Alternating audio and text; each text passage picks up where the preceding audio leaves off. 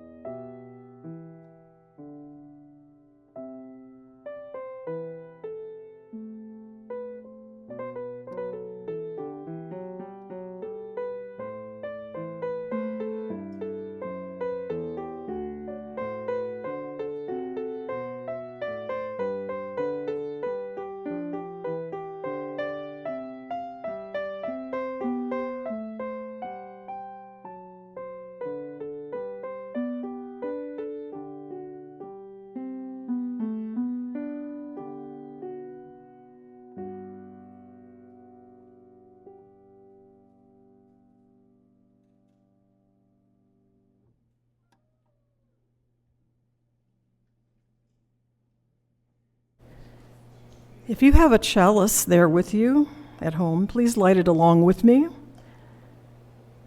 Come into this place of peace and let its silence heal your spirit.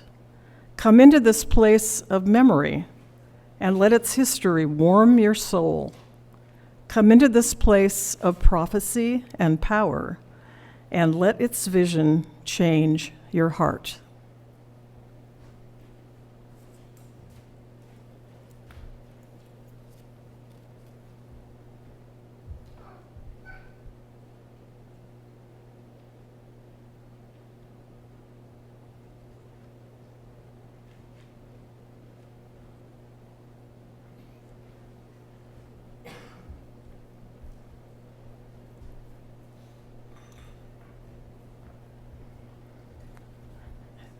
Today's centering words come from a poet and educator and also a good friend of mine, Loretta Diane Walker, who lived most of her life in Odessa, Texas. It's called East Texas by Loretta Diane Walker. It was the 50s. It was the South. Before my birth, she sought a promised land, not flowing from milk and honey, but rolling tumbleweeds and blowing wind. East Texas roads were lined with shades of carrot, amber, scarlet, trees yielding to the cycle of seasons, summer to autumn. Cold had not taken up residence, but made a deposit on the land. While seasons struggled for position, her struggles for a new life were forming along Interstate Texas 20. Odessa did not welcome her with prestigious jobs. It was the 50s. It was the South. She could not eat from their tables, but scrubbed crumbs from their pots and scrubbed their floors for $1 an hour. A black woman in the 50s in the South was called girl, although a woman, to keep her beneath fair wages, respect. When I was a girl, she put pride in a wash bucket, scrubbed it into the floor for $1 an hour, so the calluses on my hands would come from gripping a pen. As we follow the sound of the bell into silence, we allow ourselves to arrive here fully.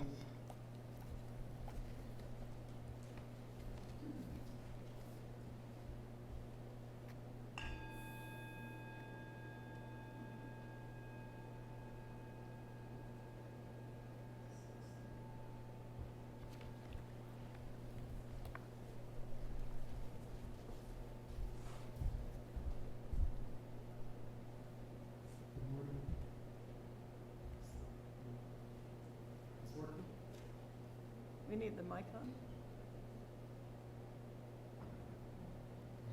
Test, well, until this comes on, I can project a little bit. If you can hear me just fine. I'm Cantrell. I have a distinct honor of doing something I haven't done in a very long time. My youngest son is 30. And I haven't read to children in a very long time.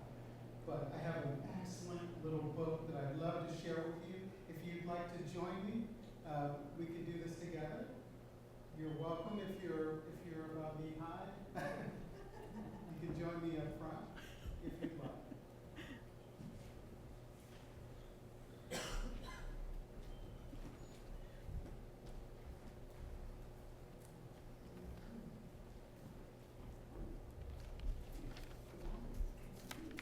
Okay, now it's working. Great.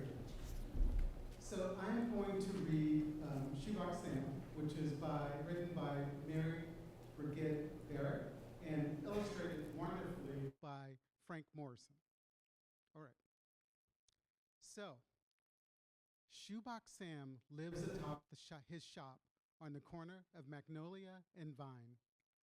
He shines old shoes and builds new soles. He shines them up fine, like new but better, he tells us, 'cause new shoes walk tight, but old shoes walk light, like stepping on Granny's featherbed.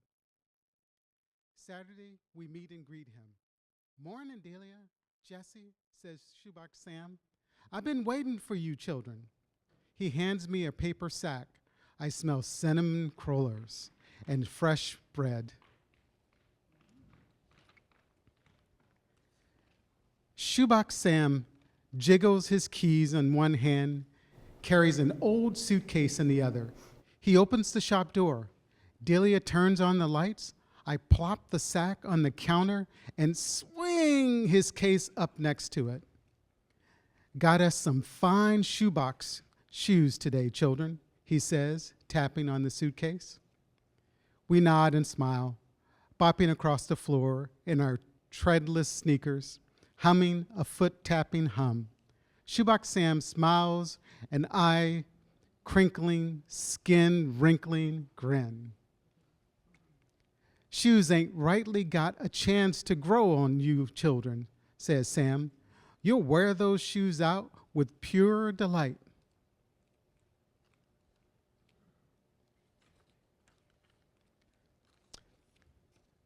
Shoebox Sam snaps his cleaning cloth, humming our hum, sashaying over his display case, dusting and polishing it till it glistens and gleams. He brews coffee. We set out the plate of donuts. Sam places one red shoe next to the donuts. Oh, one red rose next to the donuts.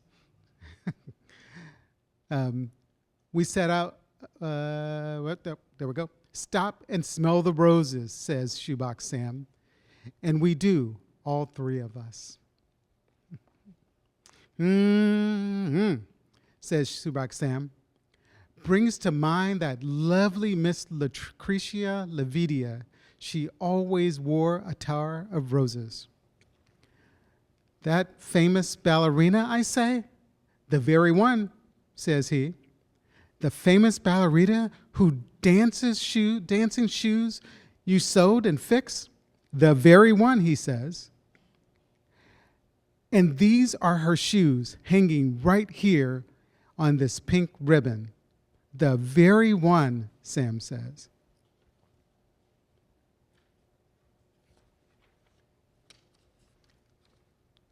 Delia reaches up and touches the dancing shoes, slowly running her fingers down the side of the silken pink slippers. I close my eyes. I see the lovely Miss Lucretia Lavidia swirling around. He's dancing along. Swirling around, high on her toes. I think I smell a tower of roses. What happened to Miss Lucretia, I ask. How come she never picked up her slippers? How come, asked Delia. You keep them here, hanging on this wall. Sometimes, says Shoebox Sam, winking at Delia. It's better a man remains a man of mystery. Sam opens his suitcase, pulling out pairs of used shoes. These shoes are mended and polished and fixed up with new laces. I run to get boxes. Delia fetches a stack of tissue. We fold the paper in the boxes, tucking a pair of shoes in each. On the lids, Delia plants a sticker, red for the men's and green for the women's. I mark every box with the shoe size and color. We put them, filled boxes, on the back shelf. A bell jingles and the door opens. Good morning, Doc. Your shoes will be all ready momentarily, Sam says. Children, why don't you get Doc a cup of coffee? The bell jingles, the door opens, and a man shuffles in. His eyes dart around the room. Excuse me for a minute, Doc, says Shoebox Sam. Come in, sir. Sit right down. Children, get this gentleman a cup of coffee while he waits. The man sits down. We give him coffee. He takes 2 donuts and eats them fast.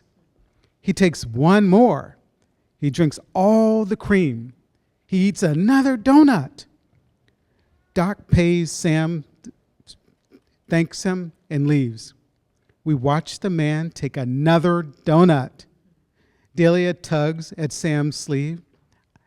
That man has eaten near 6 dozen donuts, she whispers. When you're hungry, you eat, he says. Stomping Sam looks at the man's shoes. These shoes need a mighty lot of work, he says. Jesse, please get this customer a size 10 replacement till I can mend his shoes. And Delia, isn't this the week we're giving away complimentary socks? I run to the shelf and pull out a box with a red sticker marked 10 brown. Delia fetches a new pair of socks. I open the box and unfold the tissue. These suit you, sir? I ask. The man nods. Sam gently pulls off the man's ragged socks and puts on new ones, helping the man into his shoes and laces them up. The man stands and walks around the room. He shakes the hand of shoebox man. At noontime, Sam puts bread and cheese on the table. We run out and play in the street. Customers come and customers go. We make faces at Shoebox Sam through the window. He tap dances a pair of shoes against the pane. It begins to rain. We dash inside, shaking ourselves dry like wet puppies. Lady comes in. She wants her high heels fixed. A man needs new rubber soles. A lady needs her purse strap sewn. The doorbell jingles. A woman comes and hunched over from the rain. She has no umbrella. Delia taps Sam on the back. She's wearing at least 5 different dresses and 4 sweaters, she says. Well, when you're cold, you cover up, he says. Let me get you some hot coffee, ma'am, says Delia, helping her onto a bench. Sam makes her sandwiches. She eats too. Looks like you could use some dry shoes, he says. I run back to the shelf. What size, I ask. About a 6, Sam says. I open the box and pull back the tissues. Do you have another pair, she asks. I give Shoebox Sam all the box marked 6. We open them up. Not a pretty pair and a lot of them, ma'am, he says, but serviceable and worn. Sam helps the lady into the shoes. She pats his hand and gathers up her cart and bag. The pink slippers on the wall catch her eye. Those shoes are the most beautiful shoes I've seen in all of my life. They wouldn't be my size, would they? Oh, ma'am. Oh, no, exclaims Delia. Those are special shoes. You know, toe shoes for a dancer. They belong to Miss Lucretia Lavidia, I say, a beautiful ballerina. The lady drags her cart across the floor, caressing the shoes she pressed on silken slippers against her wrinkled cheek. With a wistful sigh, she walks away.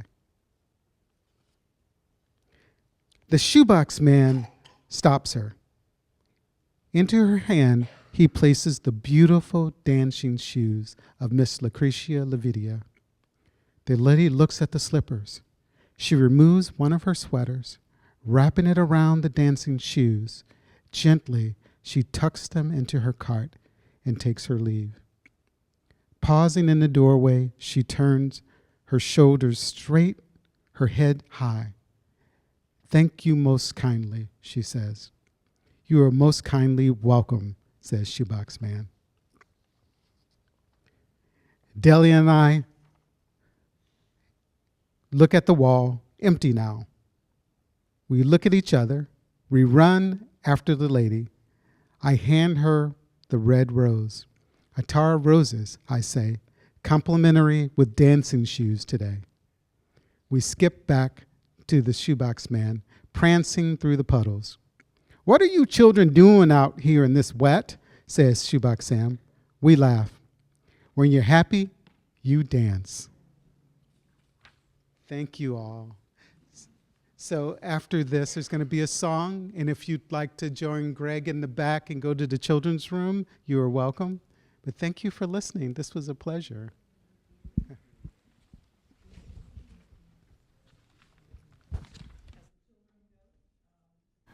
We'll be singing Building Bridges, which is on page 1023 in the Teal hymnal, but the words are also on screen and the online order of service. Please rise in body and spirit and sing Building Bridges.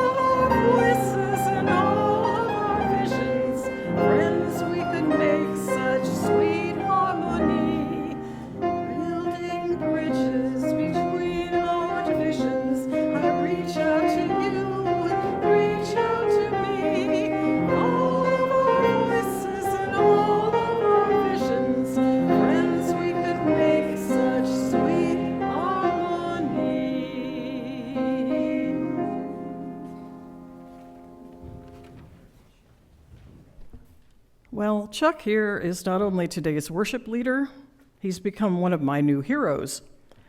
As he has said, the person who scares us is one of us.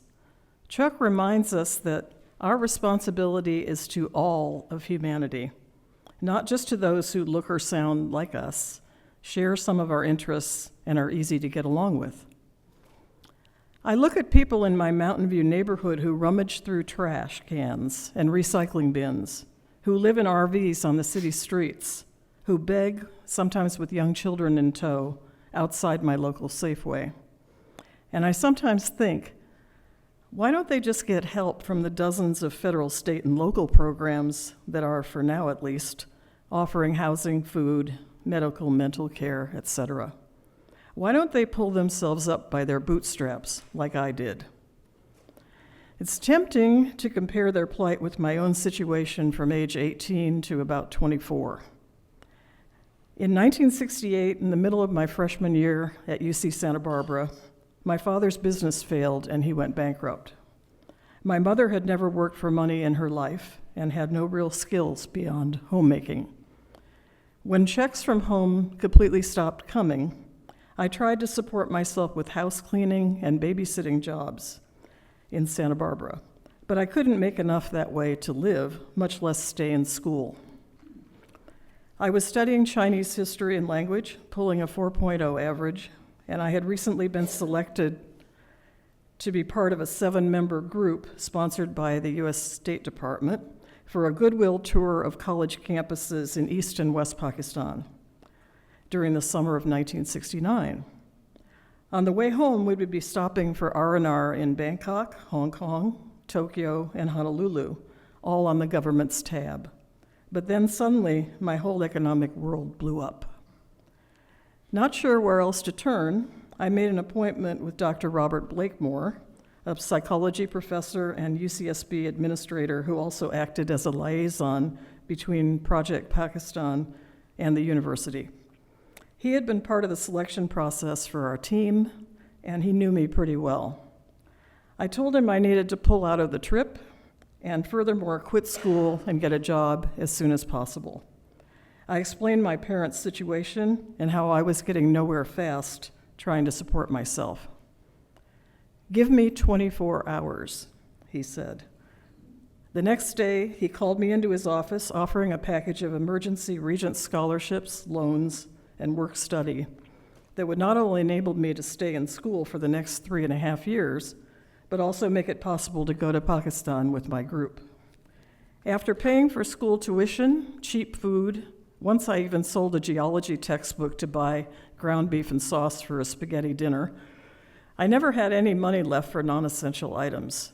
The only time I was actually able to save any money was the year I spent as an exchange student in Hong Kong, where I lived in a 4-person dormitory room overlooking Tolo Harbor that cost me only $10 a month. Even after graduating with highest honors and then pursuing a disastrous PhD program at the University of Washington, I remained technically poor. By then, I was so accustomed to having hardly any money at all that it didn't really bother me. I didn't learn to drive until I was almost 26. What was the point? I couldn't afford a car, much less insurance or gas. Eventually, I found steady employment in the financial services industry. Hey, Chuck, you didn't know we had that coming, did you? Married someone who made more money than I did and had kids, and at the age of 50, turned myself into a teacher. Sure, in the corporate world, I almost always worked harder and got paid less than most of my male counterparts. That's just how it was in those days. During the first few years of my teaching career, I experienced that employment last in, first out phenomenon firsthand when I got pink-slipped not once but twice, despite glowing reviews. In both cases, however, those terminations were eventually reversed. That doesn't happen often for workers of color, who, thanks to diversity quotas, might have been the last to be hired and then the first to be let go in economic downturns. They carry that box of possessions out the door and never make it back in. But does having endured a hardscrabble existence for many years give me the right to look down on people who are no longer able to afford to live in an area where they've put down roots? Aren't they entitled to the same breaks and basic rights that I have enjoyed? Of course they are. But times and the degree of income and opportunity inequality have changed. In most cases, their skin is much darker than mine. I'm going to listen hard to Chuck's sermon today. I need to try harder to connect in meaningful ways with people who need and deserve our help. I know I'll be eternally grateful to all those who, when I was drowning, offered lifelines to keep many doors open for me.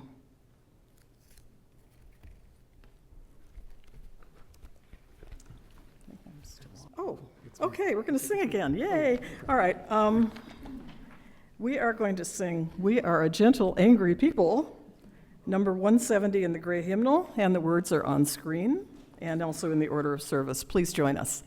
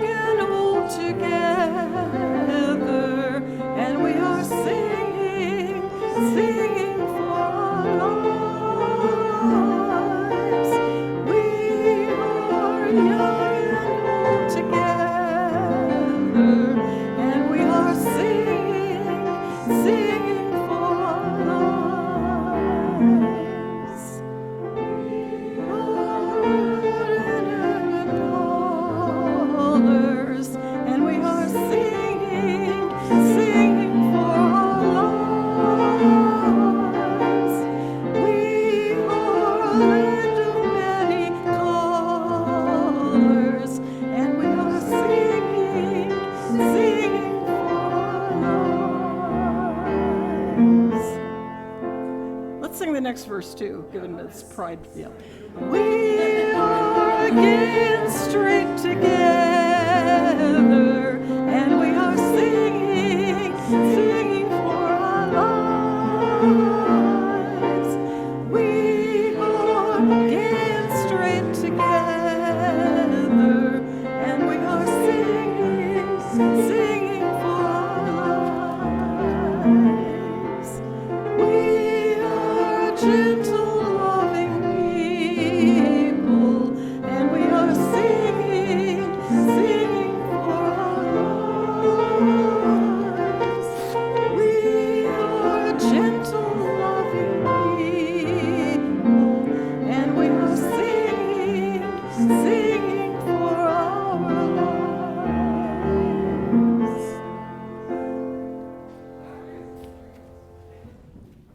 Thank you. Thank you, Amy. Amy is also stepping up because the pianist that was scheduled could not do this today. So at the end of the service, please give her a hearty applause. Maybe even now, you know. Anyway. Woohoo! Woohoo! Okay. I'm going to read one of my poems because it has to do with what Chuck is going to be talking to us about. I wrote it like about 10 or 12 years ago. It's called Burgers and Vagabonds. Being unable to house our people in the richest place in the world at the richest time in its history shows something is broken in our city. That's a quote from a San Jose housing advocate. As sculpted by Rodin, 6 patriarchs of old Calais, bound head to foot, bowed their long and scrawny necks to an English king's noose, relinquishing the keys to their gleaming French village. Legend shows them driven, shamed, half naked, through the cobbled streets so farmers, blacksmiths, and young children might survive. Side note, Rodin's tableau omits the ugly stench of political spin, medieval style. Within days, all 6 were pardoned by Queen Philippa's kind reprieve. A more modern sculpted scene might feature CEOs, investment bankers, hedge fund heroes, all paraded down Madison Avenue, yoked together at the neck like overpriced livestock. Warren Buffett once boasted that he could donate all but 1% of his wealth, yet still want for nothing. Meanwhile, homeless people forced from sites along the trash-filled riverbanks drag their sad belongings through inch-thick mud, seeking shelter from fate in this, the richest time and place of our inhuman history.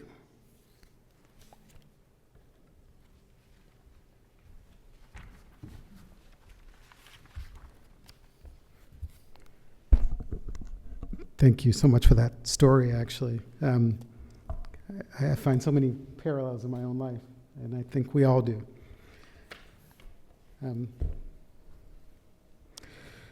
So good morning. Today we gather to explore a brutal truth. Even good people, like all of us, can do terrible things when frustration clouds our compassion. When we encounter suffering that feels too vast to heal, or pain that echoes in our fears, we sometimes pull away. We build walls where bridges are needed. Nowhere is that more visible than in how we as a society respond to homelessness in the city of San Jose. We've all felt it. That flicker of frustration when we see a tent under an overpass, or when someone asks for help for the 10th time. We might cross the street to avoid eye contact. We might support policies that clean up our streets without addressing root causes. We might whisper, "Why don't they just get a job?" Or, "They're a danger to our community." These reactions don't make us monsters. They make us human. But they also fracture our shared humanity. When we reduce a person to a problem, we do a terrible thing. We erase their story. We forget that the man sleeping in a doorway once built homes for others. We ignore that the woman holding a sign might be fleeing violence. We overlook the veteran, the student, the artist, the elder. Reverend Dr. Rebecca Parker says, when we dehumanize others, we dehumanize ourselves. To bring each other back from the brink, we must start seeing the humanity of those we're most tempted to ignore. As the San Jose City Council recently voted to offer 3 attempts at housing for members of our community who are now living out of doors before they are arrested. It's important to recognize the people who proposed the solution are not devoid of humanity. They were not interested in causing harm to others. They were fearful and frustrated. And that turned out to be just as bad as harmful and disinterested. Consider that approximately 70% of our unhoused community either work or are looking for work. Most of them pay taxes, and many of them love their communities. Yet, many cases of systematic inequities in housing and employment left them without a home. Our unhoused situation more reflects generational poverty, high housing costs, lost jobs, racial bias, and policies that fail the most vulnerable than the many issues we generally equate with homelessness. I'd like to share a personal story. It's a story about my wife and myself and one of our neighbors. We came to know and love him. Forgive me. Bring it back a moment. We lived across the street from a park where one of our neighbors, a veteran, had made his home. He had spent the last couple of years living in the park after losing his home when his mother passed. My wife and I tried many times to encourage him to accept housing through the VA, telling him he would be safer there, that the park was a dangerous place to live. But he always responded as he patted our dog, Lucy, who loved him too. This community was the only home he knew. He couldn't bear to go far from the place where he had roots and memories. He was our neighbor in the truest sense of the word. When we barbecued, we took him a plate. When Christmas came, my wife bought him socks and boots, and then she went over and put them on his unwashed feet on that Christmas morning. He passed a few weeks later, unexpectedly. But in those last few weeks of his life, he felt the love of his neighbors. He passed knowing that someone loved him and cared for him. What we gave him, we also received. Excuse me. What we got was a memory of loving a neighbor as he was. He created no harm for us, and we celebrated our relationship with him and the love that we shared and the benefit that it generated for the universe. Excuse me. When good people, like all of us, see suffering, sometimes our first instinct is to look away, to build walls, to insist on solutions that make us feel safer and more comfortable. But our neighbor reminded us, home is not just a place, but a web of belonging. Safety is not just about walls and locks, but about knowing you are seen and loved. We should step back from the edge of the abyss of self-righteousness and share the capacity for love within each of us. When we see our unhoused neighbors, we must look beyond the surface. We must see the person, the veteran, the friend, the human being with a story and a name. We must remember that any of us could find ourselves in a similar place with just a few turns of fate. And we must ask ourselves, what does it mean to be a neighbor? What does it mean to love someone as they are, not as we wish them to be? Our neighbor taught us that love is not about fixing or saving, but about showing up. It is about barbecues and boots, and socks and care, and presence and dignity. When we center our relationship on love, we heal not just the other, but we heal ourselves too. We become more human, more connected, and more alive.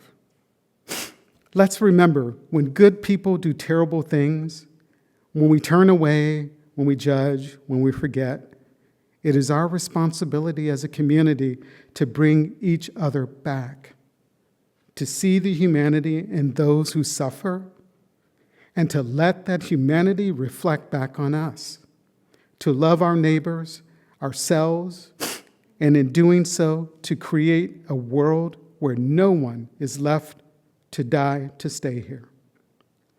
May we have the courage to love fiercely, even when it's hard. May we remember the gifts we receive when we give.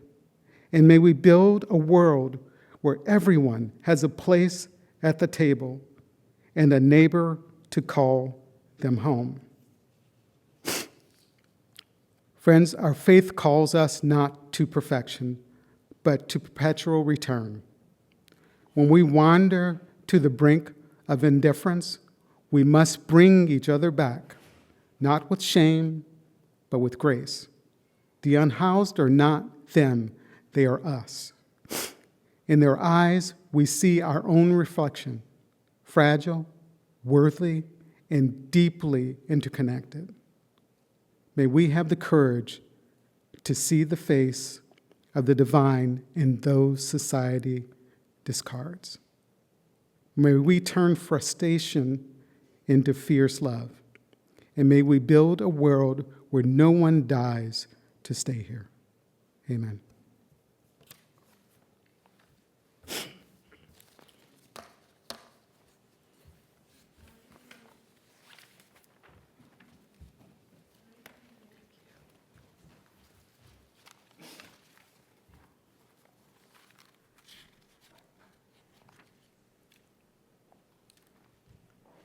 Okay.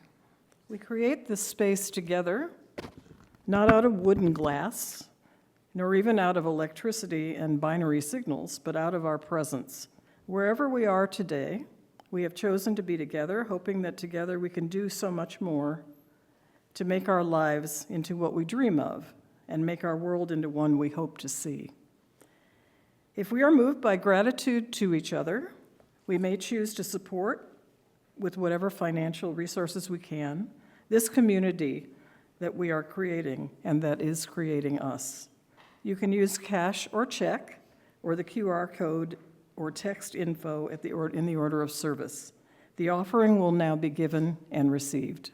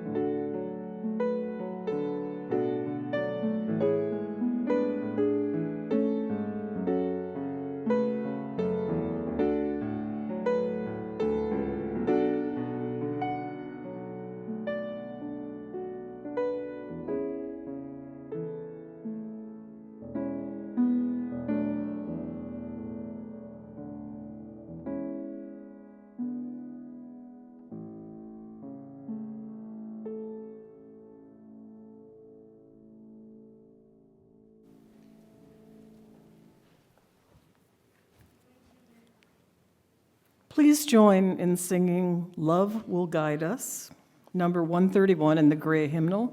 The words are on screen in the online order of service.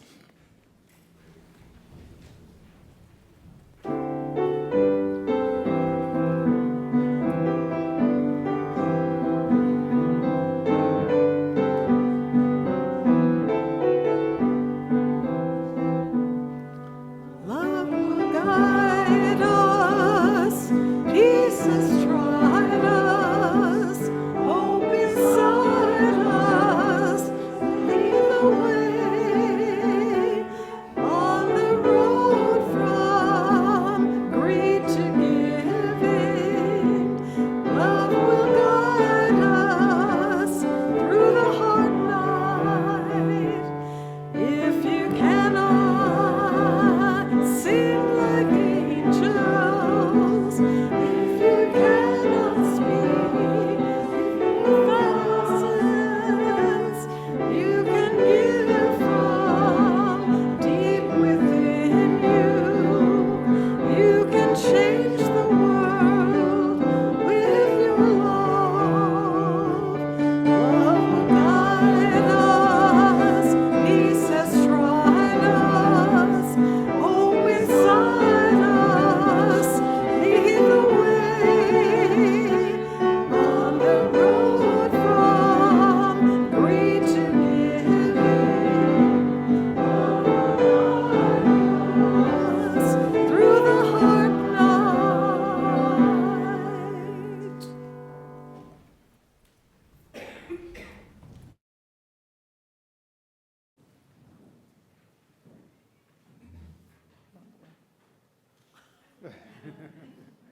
This does not want to go out. Yay. You knew I could do it, right? Okay. Blessed are the people who have grown beyond their greed. And who have put an end to their hatred and no longer nourish illusions. But they delight in the way things are and keep their hearts open day and night. They are like trees planted near flowing rivers, which bear fruit when they are ready. Their leaves will not fall or wither. Everything they do will succeed.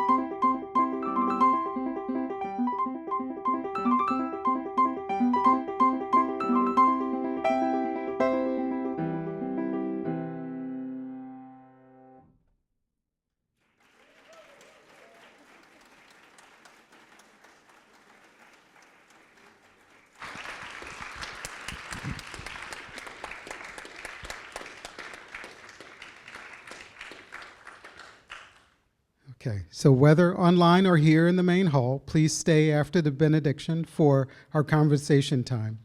We'll begin with greeting time, a chance to speak to one another. You haven't met before, someone you haven't met before, or haven't seen in a while. Old timers, please greet a newcomer and see if you can find out enough about them to introduce them to someone else they'll want to meet. Now, if you are online, please unmute yourself, turn on your video, and touch hands virtually, like kind of to the screen.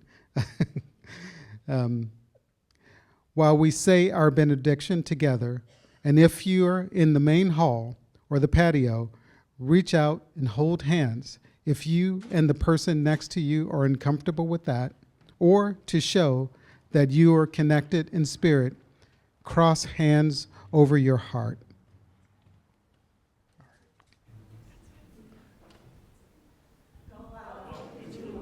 In peace.